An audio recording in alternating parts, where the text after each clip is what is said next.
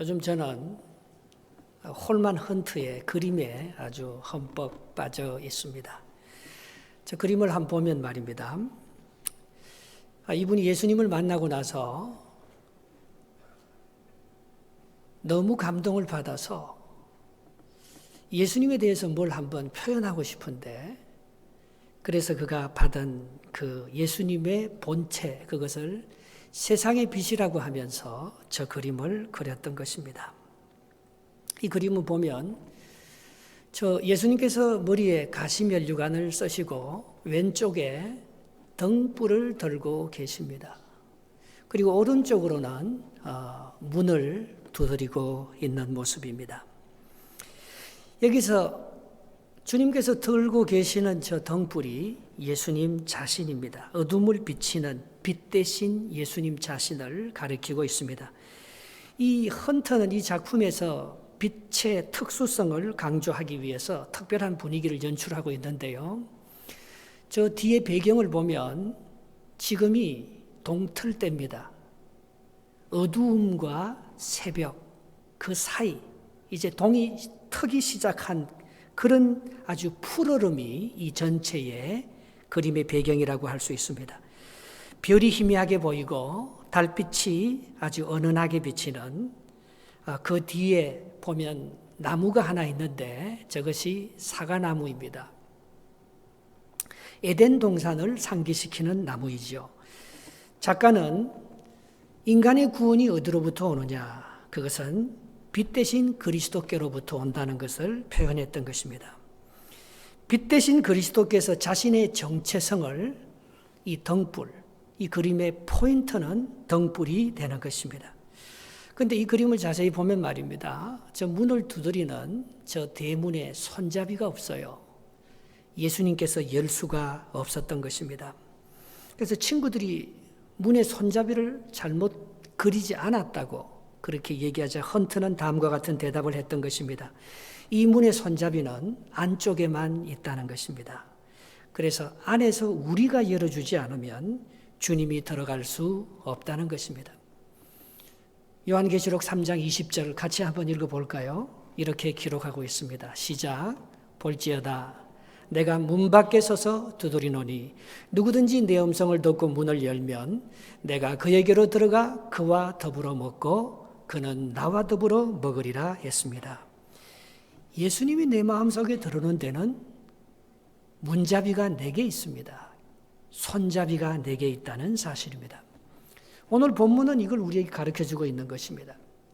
오늘 본문을 블레셋 장군 골리앗과 이스라엘 사람 다윗이 전쟁하는 장면이 오늘 본문의 장면인 것입니다. 이 전쟁하는 장면은요, 아무도 그 문을 열어줄 수가 없어요. 오직 블레셋 장군 골리앗과 다윗과의 싸움입니다. 둘이 해결해야 돼요. 그 공간은 그 문은 닫혀 있습니다. 그런데 먼저 이 문으로 들어오는 골리앗은 아주 엄청난 방패를 든 사람을 앞세우고 무대로 올라오는 것을 볼 수가 있습니다. 41절 말씀, 41절을 같이 한번 읽어보겠습니다. 블레셋 사람이 방패 든 사람을 앞세우고 다윗에게로 점점 가까이 나아가니라 했습니다. 그런데 이에 반해서 다윗은 말입니다. 혼자 조그마한 소년이 그 무대 위에 딱 등장하는 거예요. 둘이 싸우는 거예요. 43절 보겠습니다. 43절 시작. 블레셋 사람이 다윗에게 이르되 내가 나를 개로 여기고 막대기를 가지고 내게 나왔느냐 하고 그의 신들의 이름으로 다윗을 저주하고 했습니다. 이쪽에는 키가 3m나 된 말입니다. 큰 거인이 방패든 사람을 딱 앞세워서 칼과 창을 가지고 무대에 등장합니다. 이쪽에는 아주 조그만한 어린 소년이 말입니다.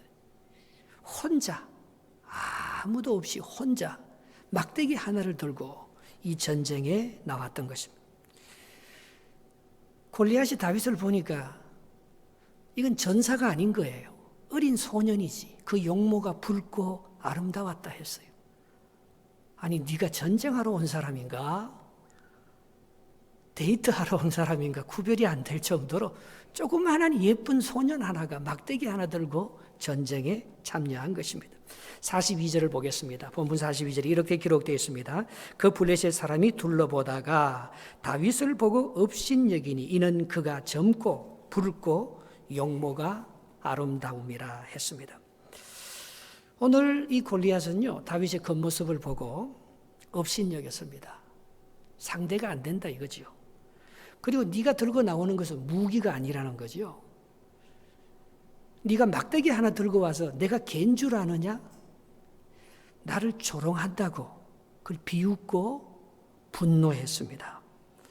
그리고 네가 나하고 싸운다는 것은 네 생명을 죽이는 어리석은 도전이라고, 그거는 반드시 실패한 싸움이라고 그렇게 조롱하고 있는 모습을 볼 수 있습니다. 이것이 무대 위의 현장입니다. 제1막의 상황인 것입니다. 그러나 예리한 관객은 실상을 볼 수 있을 것입니다. 골리앗이 놓치는 게 있어요. 그것은 다윗을 너무 우습게 봤다는 것입니다. 그래서 그는 다윗이 뭘 갖고 등장하는지 정확하게 보지 못하고 있습니다. 오늘 본문에는요, 골리앗이 다윗을 볼 때 막대기 들을 갖고 나온다고 했어요. 스틱스. 그러나 다윗은 막대기 하나만 딱 갖고 더 스틱을 갖고 나온 거예요. 오늘 이 골리앗은요, 다윗을 통해서 뭔가 주시하고 그리고 배우려는 마음이 없어요. 겸손한 자세가 없습니다. 골리앗의 싸움터에 들어선 것은 자기 능력이에요. 자기 의로 가득 찬 교만의 방 안에서 골리앗은 자기 혼자 싸우는 거예요. 잠언 16장 18절에 이렇게 말합니다. 교만은 패망의 선봉이요 거만한 마음은 넘어짐의 앞잡이라 했습니다. 그를 도와줄 수 있는 사람이 없이 그는 독방에서 골리앗이 혼자 싸우는 거예요. 그러나 그의 반면에 다윗이 들어간 방은 여호와로 통하는 문을 열어놓고 싸우는 거예요. 잠언 21장 31절에 이렇게 말합니다. 싸울 날을 위하여 마병을 예비하거니와 이김은 여호와께 있느니라. 폐쇄된 공간에서 둘만 있는 것 같지만 오늘 골리앗은 혼자 싸우는 거고 말입니다. 자기 능력이 많으니까. 그러나 이 다윗은 그 문이 닫혀있는 혼자 독방에서 싸우는 것이 아니고 다윗의 문이 열려 있습니다. 여호와께로. 그래서 그는 주님과 함께 싸우는, 영적인 보이지 않는 눈으로 보면 둘이 싸우는 것이 아니고 다른 그림을 우리가 그릴 수가 있는 것입니다. 다윗은 이런 고정관념을 버렸습니다. 전쟁에는 칼과 창과 단창을 가지고 나가야 된다는, 그걸 가져야지만이 원수를 이길 수 있다는 그런 고정관념을 버렸습니다. 그리고 자기가 약하고 무기가 열쇠하면 이건 이길 수 없는 전쟁이라는 그런 동아줄도 끊어버렸습니다. 사울이 다윗을 전쟁으로 보내면서 자기 옷을 입혀보지 않습니까? 사울이 입었던 갑옷을 입히고 사울이 찼던 칼을 다윗에게 차보니까 그게 안 되는 거예요. 사울이 얼마나 크고 멋있었습니까? 다윗이 작고 지금 아담한 소년인데 그게 그에게 익숙하지 않았습니다. 사울이 지켜준 칼과 사울을 보호해 주던 갑옷이 다윗을 보호해 주지 못했습니다. 그 주장스러웠습니다.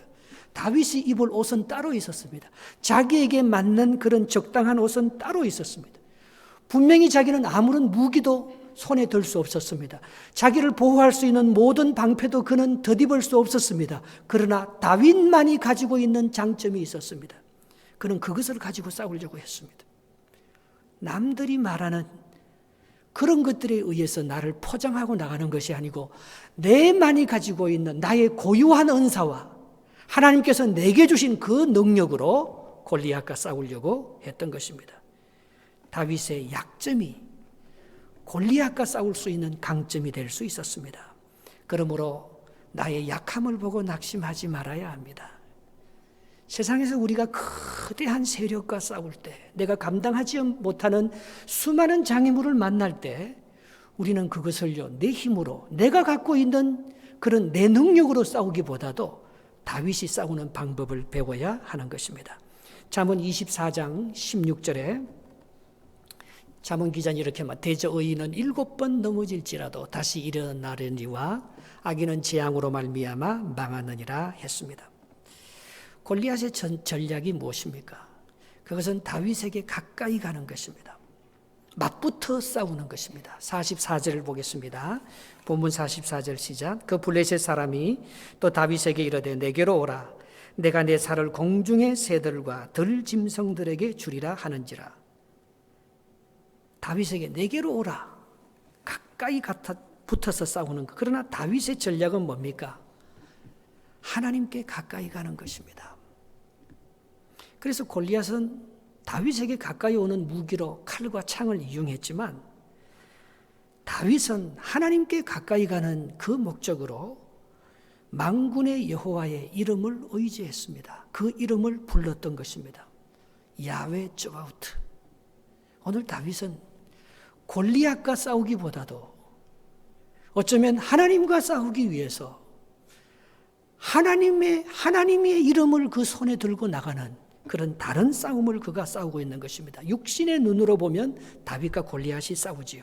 그러나 영적인 눈으로 보면 인간의 능력과 하나님의 이름이 싸우고 있는 것입니다. 자기 의와 믿음의 의가 맞붙고 있는 것입니다. 골리앗은 자기의 능력인 무기로 싸웠지만 다윗은 은혜의 통로인 막대기로 싸웠다는 것입니다. 이런 싸움에서 누가 이길 것 같습니까? 저는 이 그림을 그리면서 마치 빌라도 앞에 선 예수님의 모습이 떠올랐습니다.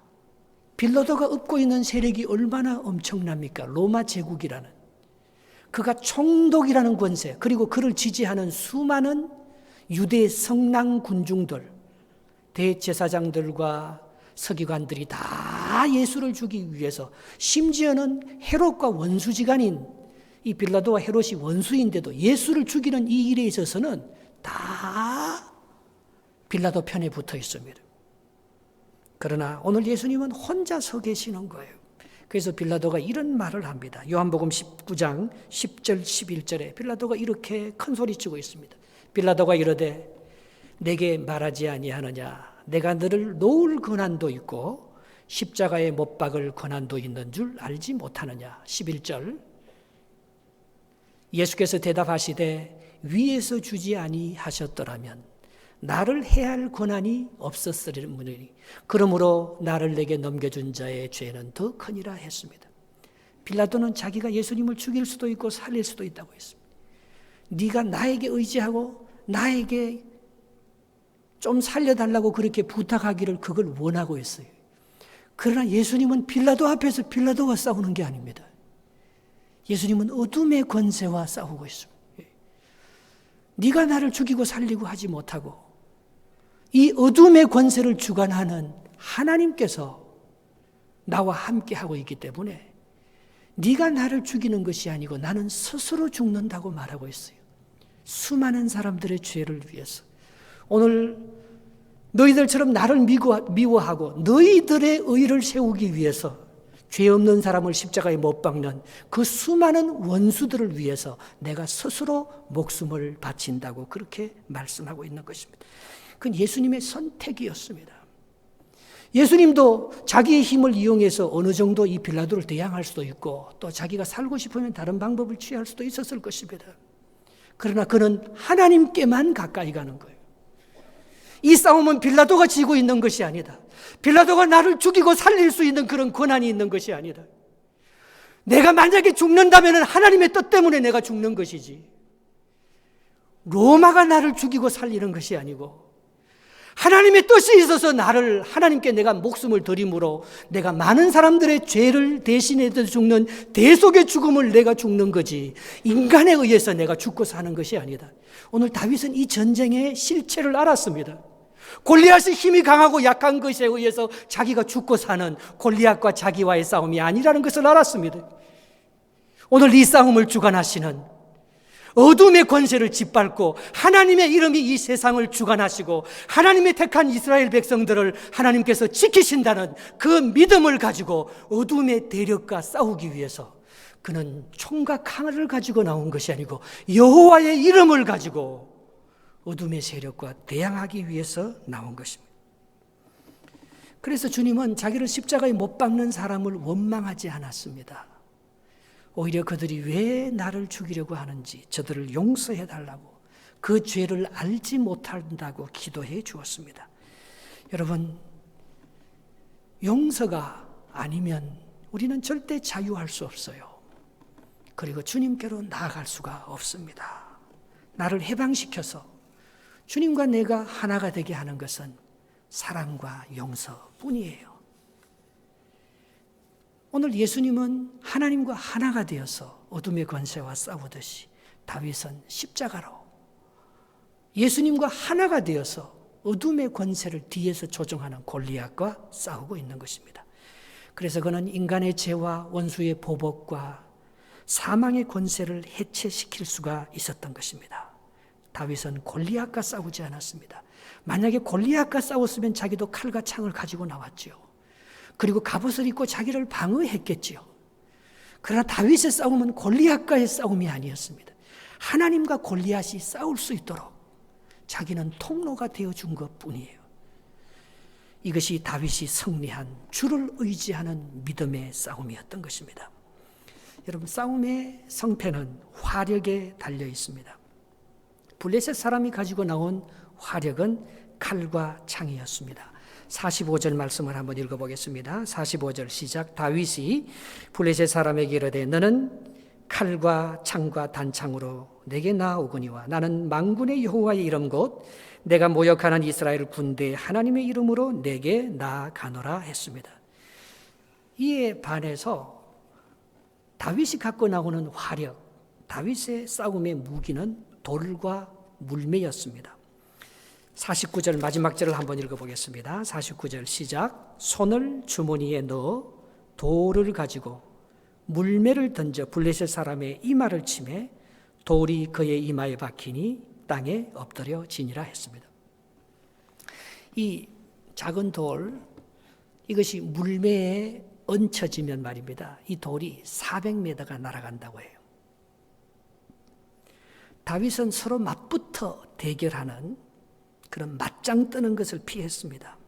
그건 자기가 싸움의 상대가 안 되니까요.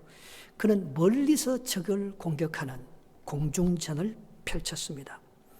자기가 유리한 싸움의 방향으로 싸움의 방식을 바꾸어버린 거죠. 여러분, 다윗의 승리의 무기가 있었습니다. 그것은 골리앗이 몰랐어요. 골리앗은 다윗이 막대기를 가지고 와서 칼과 싸우는 줄 알았는데 다윗은 막대기로 싸운 게 아닙니다.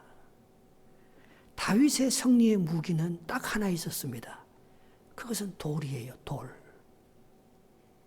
그가 이 싸움을 하기 위해서 시냇가로 가서 조각돌 5개를 주우면서 굉장히 고민했을 것입니다. 실상 큰 소리를 치지만 저쪽에는 막강한 화력과 능력을 갖고 나오는데 내가 갖고 있는 무기는 이 돌 5개밖에 없는 거예요. 그래서 이 돌 5개를 주우면서 다윗이 그 돌이 자기인 거예요. 요 조그마한 돌이 저렇게 강력하고 저 큰 몸집을 내가 무너뜨릴 수 있겠나? 주님 도와주셔요. 하나님께 집중하는 기도를 드리는 것입니다. 그 돌이 자기가 되는 거예요. 그리고 그 돌이 말입니다. 물매에 물리면은 이 돌이 말입니다. 작아져서 큰 돌은 안 돼요. 큰 몸집은 안 돼요. 자기가 작아져서 자기가 돌같이 이렇게 약하고 보잘것없어서 물매에 딱 물리기만 하면 놀라운 역사가 일어나는 것입니다. 바로 그 돌은 예수 그리스도예요. 오늘 예수 그리스도와 다윗이 하나가 되는 것입니다. 이 물배는 나무예요, 나무. 나무 십자가예요.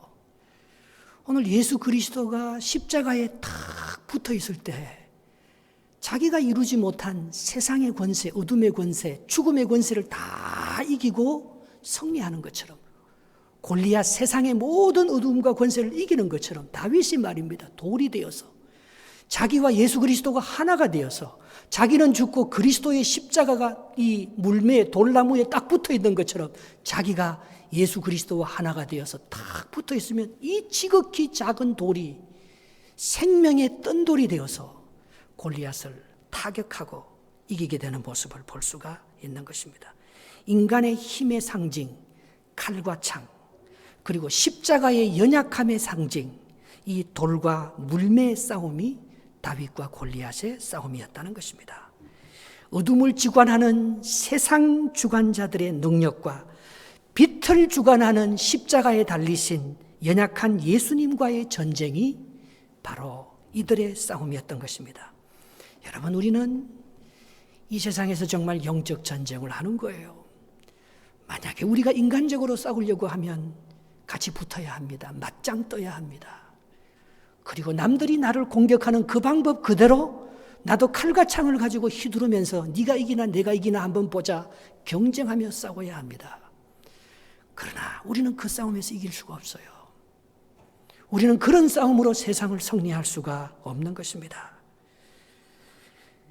영적 싸움은 몸집의 크기나 화력에 달려있지 않습니다. 오직 하나님을 의지하는 믿음에 있는 거예요. 내가 나가서 싸우면 집니다. 다윗이 돌이 되어서 다윗이 하나님께만 집중하여서 십자가에 매달려 있을 때 하나님께서 다윗 대신 싸우는 거예요.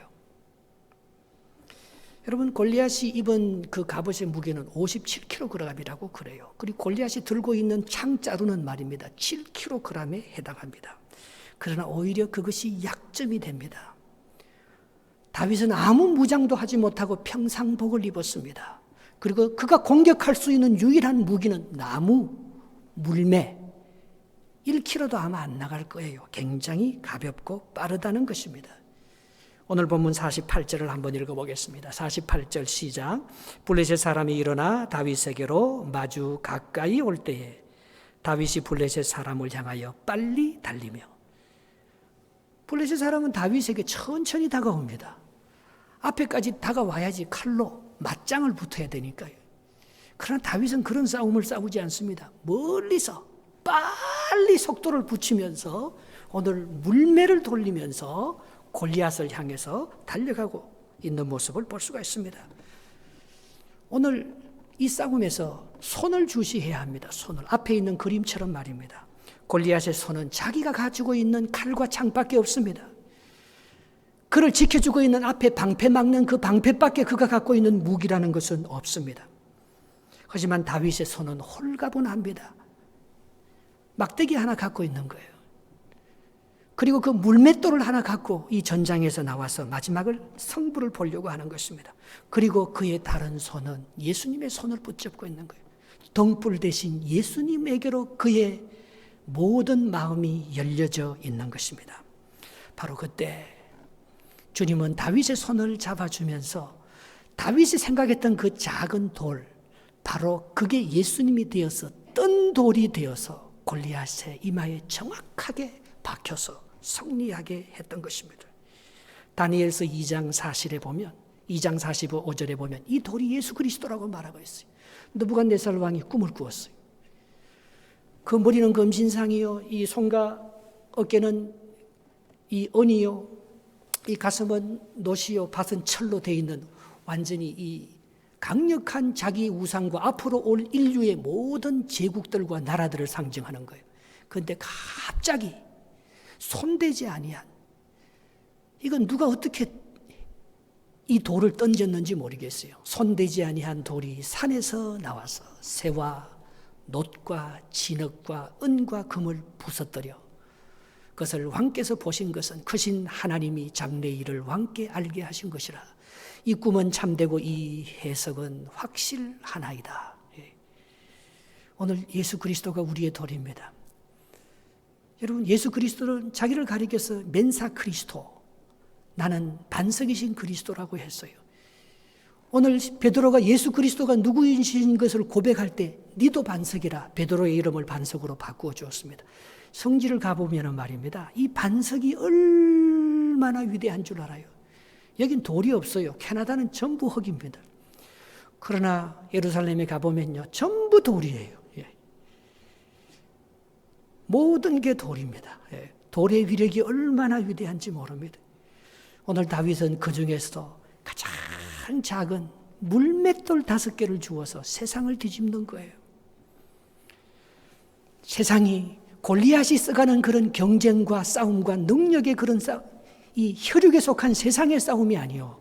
이 작은 골리앗이 물맷돌 5개를 가지고 영적인 싸움으로 예수 그리스도의 십자가에 붙어서 하나님만을 의지하는 내가 곧 예수 그리스도라 돌된 예수 그리스도의 능력을 가지고 오늘 이 싸움을 정말 저 엄청난 녹과 새와 진흙과 은과 금으로 이루어진 이 세상의 강력한 세력을 뜬돌 대신 예수 그리스도가 그를 대신해서 싸울 수 있도록 그는 돌처럼 작아지고 낮아졌던 것입니다. 이것이 엘라 전투의 승리의 비법입니다.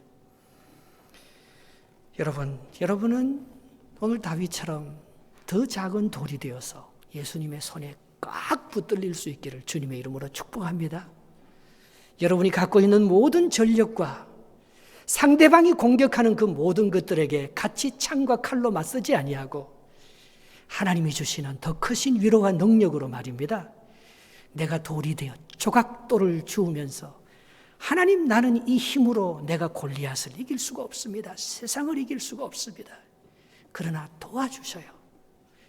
하나님이 나와 함께 하시면 내 이 돌이 예수님과 하나가 된다면 내가 이 돌이 된 예수 그리스도가 십자가에 못 박혀서 어둠의 권세를 다 이긴 것처럼 내가 물매에 나무돌에 완전히 붙어서 내가 죽고 주님과 내와 하나가 되고 내 안에 주님께서 살아 역사하기만 하면 하나님이 세상의 모든 권세를 이길 수 있는 그런 축복을 하나님 제게 주실 줄 믿습니다. 그 믿음으로 싸우는 영적 전쟁의 거장이 될 수 있으시기를 주님의 이름으로 축복합니다. 그래서 겸손으로 싸우는 거예요. 그래서 사랑으로 싸워서 이기는 거예요. 그래서 용서로 싸워서 이기는 거예요. 여러분, 그러면 내가 그리스도 안에서 내가 싸우는 거예요. 주님께서 내 대신 그 싸움을 싸워주시는 거예요. 바로 거기에 참된 승리가 있다고 말하고 있습니다. 이것이 십자가의 도입니다. 여러분, 이 사순절을 통해서요, 정말 배우는 것은 약한 게 이긴다는 거 아닙니까? 어리석은 자가 지혜로운 자를 이긴다는 거 아닙니까? 가난한 자가 부유한 자를 부끄럽게 하신다는 게 이 십자가의 도가 아니겠습니까? 오늘 우리가 그 위대한 믿음의 십자가의 도를 가지고 우리가 살아갈 때 세상이 두렵지 않습니다. 골리앗이 두렵지 않습니다. 세상의 방법이 두렵지 않습니다. 가난해도 부유하고 아무것도 없어도 모든 것을 가진 자 같은 그런 능력이 우리에게 임하는 것입니다. 고린도전서 1장 18절에 이렇게 말합니다. 같이 한번 읽어봅시다. 십자가의 도가 멸망하는 자들에게는 미련한 것이요 구원을 받는 우리에게는 하나님의 능력이 되매라. 십자가의 도는 내가 죽는 거 아닙니까? 십자가의 도는 내가 약해지는 거 아닙니까? 십자가의 도는 내가 가난해지는 거 아닙니까? 십자가의 도는 그를 높여주고 내가 상처받는 것 아닙니까? 세상 사람들은 그렇게 살면 바보라고 말해요. 멸망받는다고 말해요. 그러나 우리는 그렇게 사는 것입니다. 그게 하나님의 능력이기 때문에 바로 거기에 골리앗을 무너뜨릴 수 있는 작은 돌이 숨겨져 있기 때문에 뜬 돌 대신 예수 그리스도가 날아가서 이 세상의 강력한 것들을 다 부수기 때문에 우리는 주의 능력을 의지하며 믿음으로 사는 사람들입니다. 오늘도 저와 여러분들이 죽고 내가 십자가에 붙어서 말입니다. 있을 때 죽음의 권세를 이기고 세상을 정복하고 골리앗을 무너뜨릴 수 있는 더 큰 강력한 힘이 하늘로부터 임하게 될 줄 믿습니다. 기도하겠습니다.